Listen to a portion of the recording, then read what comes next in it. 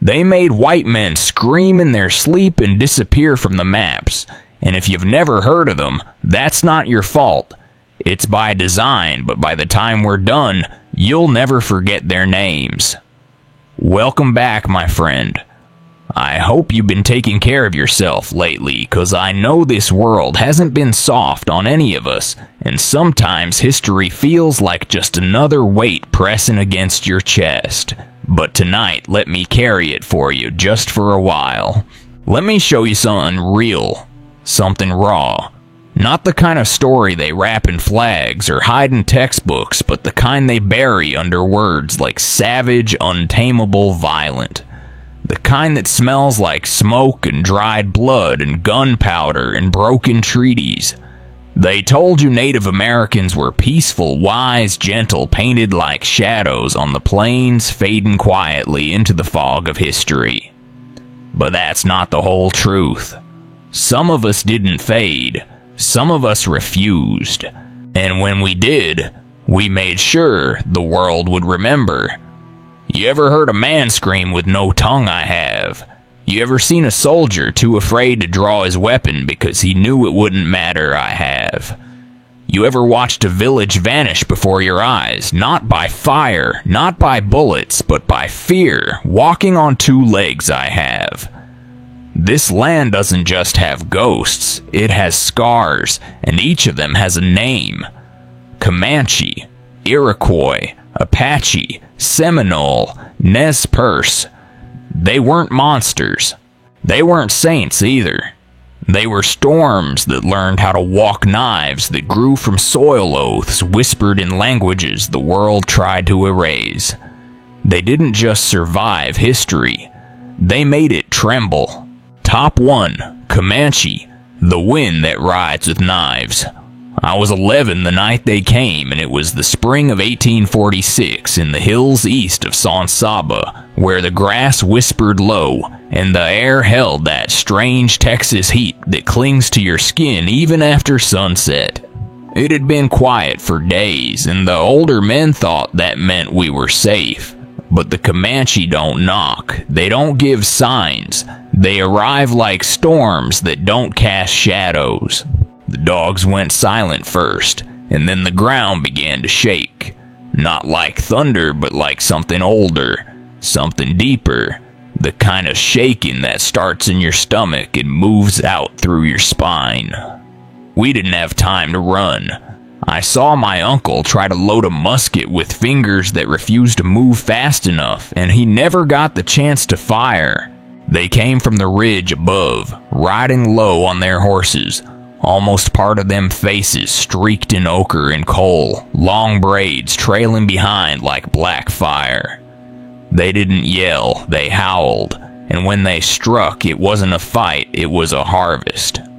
They rode through our camp like it wasn't there, snatching children, cutting down the ones who moved too slow, slinging ropes, loosing arrows beneath their horses' necks, with a precision that didn't seem possible. I remember someone yelling for God, and someone else yelling for their mother, and both of them falling before they could finish the words.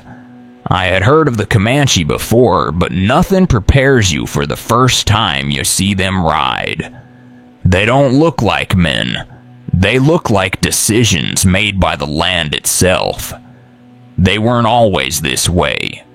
They were once part of the Shoshone, but sometime in the late 1600s, they moved south and found the horse, and when they did, they found themselves. They didn't just learn to ride, they became riding. They trained their children from the age of 3, rode without reins, tamed wild horses by choking them out until they passed out, then nursing them awake with breath and ritual. They traded buffalo hides and captives for Spanish horses and bred the fastest into war animals that answered only to their own riders. William Blakemore, the Englishman who lived among them, said they were the most daring and expert riders in the world, and he wasn't exaggerating. Even the women could ride circles around most cavalrymen. The Spanish called them devils. The Mexicans called them ghosts. The Texans called them murderers, and all of them were right in their own way, but none of those words ever captured the thing that made them feared. It wasn't just the raids or the killing, it was the way they made you feel small before they even touched you. I heard of the Comanche Moon, those full moon raids where hundreds of them rode through Mexican settlements at night, killing the men, taking the women, stealing every horse, and vanishing before sunrise. I heard how they buried captives up to their necks and cut off their eyelids so the sun could blind them before starvation set in. How they staked men over ant beds. How they sewed lips shut with sinew. How they taught their young warriors not just to kill, but to dominate. How the women competed in inventing new forms of pain. And it wasn't madness, it was culture, it was structure. Every act a rung in the ladder of honor, every scream a note in the song of power. And it worked. By 1846, they had held off the Spanish for 50 years, embarrassed the Mexican military, and bled the Republic of Texas dry. And even now, as statehood loomed, the Americans sent scouts and soldiers who never came back whole. There were only around 40,000 Comanche, but they controlled a region the size of France, not with forts or flags, but with fear and the uncatchable motion of their horses. I lived through their raid, but I can't say I survived it.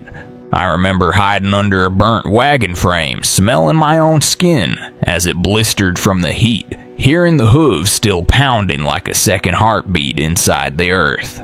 I remember thinking that maybe this was what the Bible meant by pestilence, something that moves fast and kills everything without question.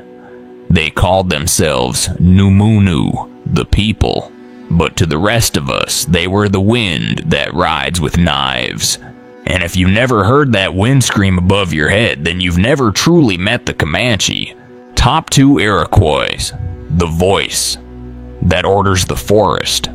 They told us not to speak their name in the forest, not because it summoned them, but because the trees were already listening. I was 16 when I first saw the warriors of the Iroquois, and I had already lost 2 uncles and a brother to them before I ever saw their faces. We were Huron, our villages built by the lakes, our fire steady, our spirits strong. But none of that mattered when the Six Nations decided we had something they wanted, and what they wanted was everything. They came not in a wave, but in rhythm. Scouts. First then war parties, and finally silence, not the absence of sound, but the absolute end of movement. When the Iroquois moved, the forest obeyed. They were not one people, but many Mohawk, Oneida, Onondaga, Cayuga, Seneca, and later Tuscarora. 6 nations braided into one will. Their confederacy was ancient, older than the treaties the French offered, or the crosses the priests carried. Their unity was not just politics, it was weaponry. We were not ready. They were organized in ways we had never imagined. Where we fought in bands, they moved in legions. Where we sought peace, they measured power. From the Great Lakes to the Mohawk Valley, they expanded like roots under the soil, unseen until the tree falls. They trained their young from childhood, not just in hunting or tracking, but in law, in war, in the protocols of conquest. They did not just fight to win. They fought to dominate, to rewrite memory, to erase even the names of their enemies. When they captured us, we were not just prisoners, we were demonstrations. The gauntlet was their ritual. A line of warriors, each holding a branch, a stone, a blade, and the captive forced to run through each step, a scream. Each blow, a warning to others. They called it strength, they called it necessary, and maybe it was because it worked. The French feared them, the Algonquin hated them, and we prayed they would forget us, but they never forgot. They came in the spring of 1697 while the snow still clung to the edge of the woods. We had just returned from trapping the beaver pelts still warm in our baskets, and they came at dawn like they always did not, with fire but with shape. They surrounded our village before a single shout could be raised. Their war clubs painted their eyes cold. They killed our leaders first, not out of rage, but out of order. They knew names. They knew who to break and who to keep. And then they lit the longhouses. Not all of them, just enough to scatter us enough to make us flee. And that's when they took the children. I saw my little cousin lifted like a sack of corn and carried off into the trees. She never cried. Maybe she was too scared. Maybe she already knew that crying wouldn't matter. We found her bones 2 years later buried under a pine near Oswego, her skull split but her hands still curled into fists. The Iroquois didn't just take lives, they took futures. They made sure their enemies could not rise again. Some of their own said they were righteous, that they brought order, that they were uniting the land under one law. Maybe that's true, but to us it felt like being rewritten out of the story. By the early 1700s, they controlled more land than any other native group in the Northeast, from the St. Lawrence River to the Allegheny Mountains. And when the British and the French went to war, they didn't beg for allies. They made themselves essential. They chose sides like chess players, not warriors. They weren't just strong, they were smart. Too smart.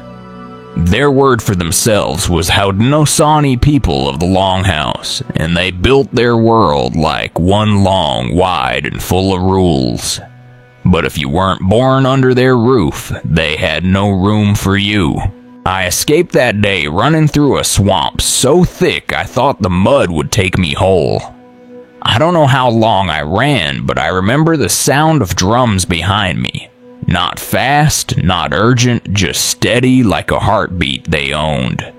They called themselves a confederacy, but to us they were a verdict. And once it was passed, no forest, no god, no wind could undo it. Top 3. Apache, the shadow that hunts without sound. We never saw them coming, not even once, not even when we knew they were near.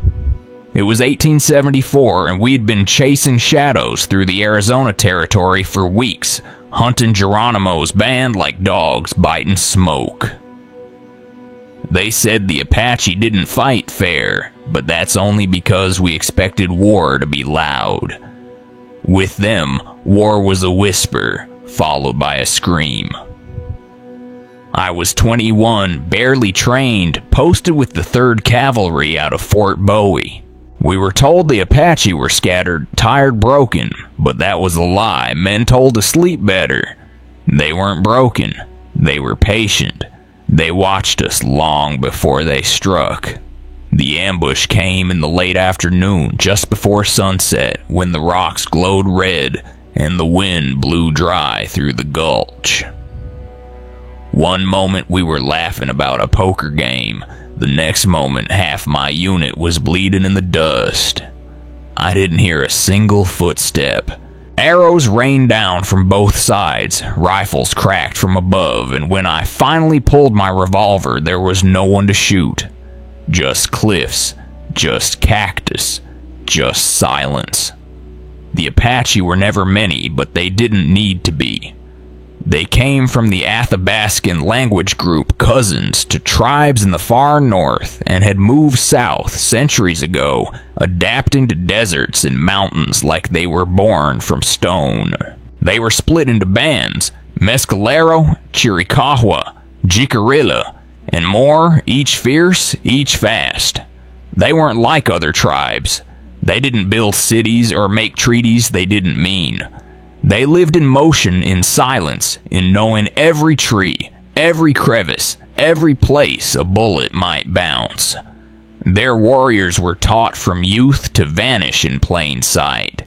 They wore soft-soled shoes, moved through canyons without turning a pebble-tracked buffalo across stone. Some said they could run for days without water, and I believe it. We never outran them. They would hit vanish circle backstrike again all before we could reload. The Mexicans feared them. The Texans hated them. And we, the Bluecoats, we underestimated them until it was too late. Their cruelty was famous, or maybe infamous. They scalped, yes, but they didn't stop there. They would cut the eyelids from their enemies and leave them tied beneath the sun. They would skin men alive and leave them on display. They would smash a child's skull just to watch the mother break. It wasn't just revenge. It was a lesson. Don't follow, don't chase, don't trespass. Some called them animals. I thought that once too. But that was before I saw what we had done to them. Burned villages, poisoned wells, promises broken like bones. We forced them into mountains and called them savages when they refused to die there. They fought because there was nowhere left to run. Their leaders, like Cochise and later Geronimo, were not just warriors. They were ghosts, made flesh men who survived ambushes, betrayals entire battalions. Geronimo once broke out of capture 4 separate times, each more impossible than the last. We chased him for years across Mexico, across rivers, across night, and every time he vanished like breath in winter. By the mid-1870s, the U.S. government called them the last free people in the West. That was never a compliment. That was a warning. I still remember the eyes of the Apache scout who helped us track them later. He spoke little. He watched much. And when we asked where they were, he would only say behind you maybe. Or maybe inside the rock. I survived that ambush in the gulch because I dropped under a dead horse and pretended to stop breathing. One Apache walked past me, stepped over my boot, never looked down. They didn't waste time on those who didn't move. When the silence returned and the sand stopped trembling, I opened my eyes and knew something had changed. I was still alive, but part of me had been carried away by that wind. The kind of wind that doesn't howl but watches. The kind that teaches you fear doesn't need a face. They called them the tigers of the human race, but that's not right. Tigers roar. Apache do not. Apache wait. Apache strike. Apache disappear. Top 4. Seminole. The swamp that refused to surrender. The first time I saw a man vanish into the swamp, I thought he had drowned, but then he blinked back out of the cattails 20 feet behind the soldiers and slit a throat before the man could even scream. That was the Seminole way. I had escaped the plantation a year earlier, running south with no shoes and no plan, just the whip scars on my back and a prayer that someone in this world would still see me as human. What I found instead were ghosts in the watermen with eyes like still ponds and skin the color of tree bark and fire ash. They didn't speak when they didn't have to, didn't ask questions unless they needed the answers. They took me in, fed me, gave me a name that wasn't chained to a ledger, and taught me how to listen to mud. This was 1836, 1 year into the Second Seminole War. The United States had already tried to force them west once. They said the land they lived on wasn't theirs, as if rivers could be signed away, or cypress trees could forget who planted them. The Seminole didn't come from one bloodline. They were a braid of nations. Creek refugees, escaped slaves, free blacks, and those who had refused to die. They didn't live on the land they became part of it. Their villages were hidden on islands of sawgrass and moss, their trails marked only by the bending of reeds. Soldiers would wander in and never come back. The swamp didn't take prisoners. The Seminole made sure of that. They fought from shadows. They used the terrain like a weapon, like a god. They ambushed with silence, retreated like smoke, and struck again before the enemy stopped bleeding.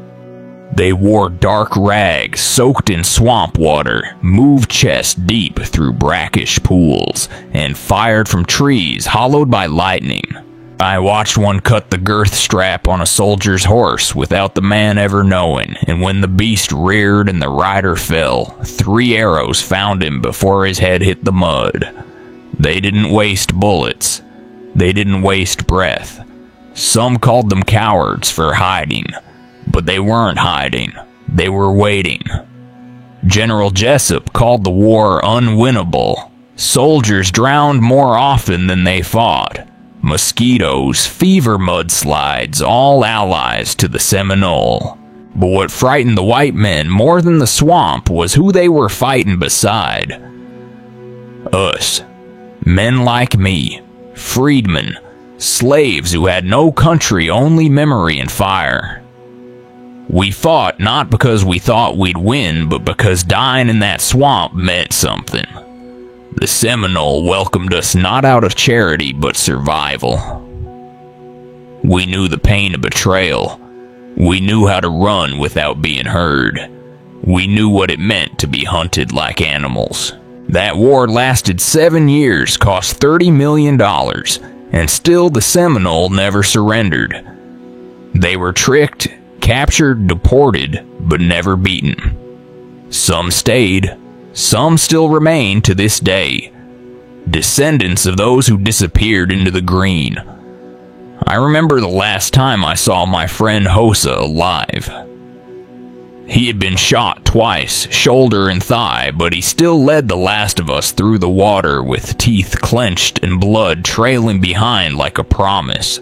He turned once, looked me dead in the eye, and said nothing, just nodded and vanished. I never found his body. I don't think I was meant to. They say no tribe in America ever resisted longer. They say no war cost more. But you won't find monuments for the Seminole in D.C., only rumors. And maybe that's how they wanted it. Because if you ever step too far into the Everglades, if the mist gets thick and the frogs go silent, you might feel eyes that remember. You might hear breathing where there should be none, and if you do turn back, that swamp didn't forget, that swamp didn't forgive, and it never ever surrendered. Top 5, Nez Perce. The trail that couldn't be broken. I was just a girl when the soldiers came, but I remember the sound of hooves chasing our sleep, the burning of our lodges, and the way my mother wrapped me in a wet blanket before pushing me into the trees. It was June of 1877 in the Wallowa Valley, the only home we had ever known, and they told us we had to leave because the land now belonged to someone else. We were Nez Perce people of the Pierce nose, but no one asked what pierced deeper, a needle or betrayal. Our chiefs tried to reason, tried to write peace into air, but treaties turned to ash, and promises drowned beneath uniforms. Chief Joseph had said we would not fight. He believed we could leave with dignity, but the soldiers believed only in fear. So, they opened fire. That was the beginning of the trail, a trail made of blood, of snow, of silence. We did not ride into battle. We ran. But we ran together. Families, elders, warriors, babies, still nursing, all of us, moving through mountain passes and broken rivers, chased like deer, but refusing to break. For over 3 months, we crossed Idaho, Montana, and Wyoming, more than 1,400 miles with the army at our heels. And still, we fought. At White Bird Canyon, we turned and struck back, drove them off. At Big Hole, they came at dawn, guns hot, and we lost children in their mother's arms. I remember the smoke choking the morning, the screams buried in rifle cracks, the way the snow turned red before it could even fall. We buried the dead in frost and kept walking. They said we could surrender and live. But they had killed the ones who surrendered before, so we walked instead. Some called us cowards. Some called us ghosts. We called ourselves survivors. Our warriors wore scraps and wounds, their rifles cracked and rusted, but they fought like the earth had borrowed their bones. Even the women held weapons. Even the children learned to run with eyes open and mouths closed.